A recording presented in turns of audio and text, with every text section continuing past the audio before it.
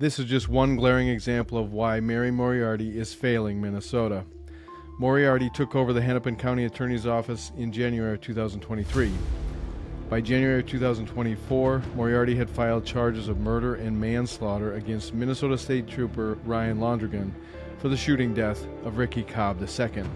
Londrigan's partner, Brett Saidi, had pulled over Cobb and learned Cobb was wanted by Ramsey County law enforcement for a violation of domestic abuse no contact order. Cobb refused to exit the vehicle and instead tried to drive away while dragging both Trooper Londrigan and Trooper Saidi.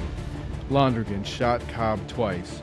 Cobb drove a short distance away before crashing his vehicle and was pronounced dead at the scene. A firearm was found in the car that Cobb was driving.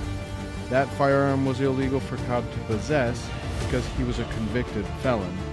The use of force expert with whom Moriarty had consulted said Londrigan's actions were justified to protect himself and his partner. Moriarty relentlessly pursued the case, but when no attorney in the Hennepin County Attorney's Office, Minnesota's largest public law office with over 200 attorneys, was willing to prosecute, she turned to the high-priced law firm Steptoe LLP.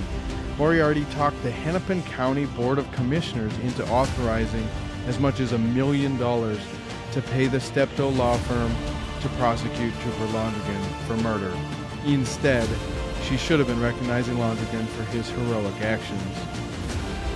The firm ended up billing Hennepin County $578,000 for 733 hours of work in their hired attempt to find a way to prosecute Trooper Londrigan. For that price, Steptoe instead provided an over 800-page report saying Trooper Londrigan should not be prosecuted. Moriarty dropped the charges after massive backlash and fear that Governor Tim Walz would reassign the case.